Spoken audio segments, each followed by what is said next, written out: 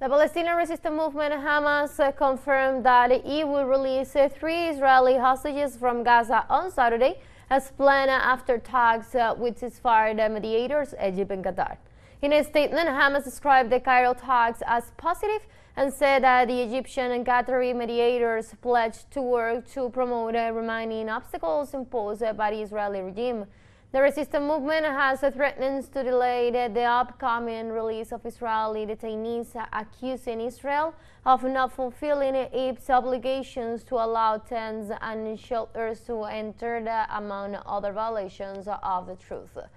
Palestinian authorities report that since the ceasefire agreement came into force, more than 90 people have been killed and 822 injured by Israeli attacks.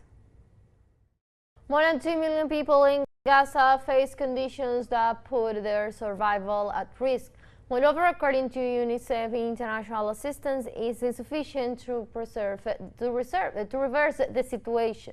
The United Nations Children's Fund called for access to Gaza for the restricted items, including pipes for the repairing water systems and generators to run water pumps. Likewise, the Palestinian Refugee Agency also highlighted as an immediate priority the need to provide shelters and warmth to people returning to their shattered houses. At least 48,219 Palestinians were killed in Gaza and 111,665 were injured as a result of the constant Israeli attacks since October 2023. The second edition of the Islamic Arts Biennial is being held in Saudi Arabia, a meeting that seeks to modernize the Islamic tradition. Let's see. The city of Jeddah, on the shores of the Red Sea, hosts this event covering 100,000 square meters with 5 exhibition halls and numerous open-air spaces, displaying more than 500 pieces, including modern objects and ancient works. The Biennial, the first and only exhibition in the world dedicated to the arts of the Islamic civilization, is committed to the juxtaposition of relics with the aim of transforming the ultra-conservative image of this religion. Islam is a lived system. It is experienced by billions of people from around the world. Our experiences with Islam shape culture, shape our understanding of ourselves. In the Biennale, this bringing together of the contemporary past really emphasizes the change that Saudi Arabia is going through. No other.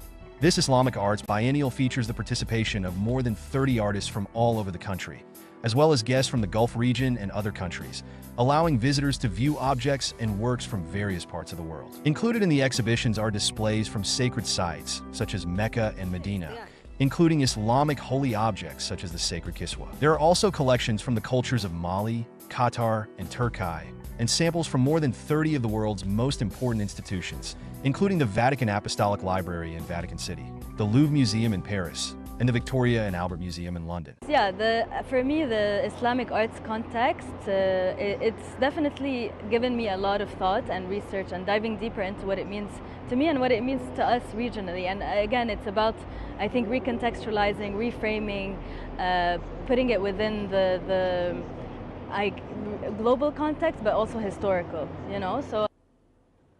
The biennial seeks to offer a perspective on the way in which diverse cultures interact and endure. By combining historical objects from Islamic cultures with contemporary art, it allows to explore the beliefs of faith through feeling, thought, and creation. The exhibition will be open until May 25th of this year. President Donald Trump announced on Thursday the set of reciprocal tariff on his country trading partners that will match the rates applied by each nation to the U.S. After the announcements of the measure, the president signed a memorandum on the matter, which will allow his administration to execute the review process to implement the initiative.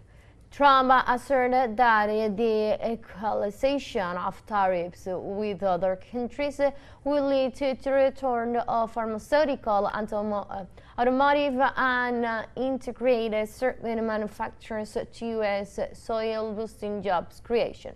However, analysts have said that the tariff policy pull backfired on Trump if his agenda increases inflation and slows economic growth, making it a high-risk gamble for the country. 100 masterpieces of the Norwegian painter Edvard Munch are exhibited at the Palazzo Bonaparte in Rome, Italy. The paintings on loan from the museum that bears his name in Oslo, Norway, examines the anxieties and concerns of the human being who work in retrospective from his youth to the last years of his life. Considered one of the leading symbolist artists of the 9th century, Munch weighs his creations with primary attention to color, detail, and expressions of the soul. Among the paintings on the displays in Rome are one of the lithography version of the Scream 1895, Girls of on a Bridge 1927, Melancholy in the 90s, in the 1900, and Death of the Sixth Room 1895. The exhibition will be open until next June. The President of Cuba, Miguel Díaz-Canel, reiterated the nation's denunciation of the subversive actions promoted by the United States through organizations such as USAID, highlighted the financing of projects that seeks to destabilize the country. Díaz-Canel denounces the use of U.S. agencies such as USAID to destabilize the governments and undermine the sovereignty of nations, including Cuba. This situation has occurred since the 90s, with the USAID allocating approximately $20 to $50 million annually to supervise activities in Cuba, not in covered funds. According to the recent exposure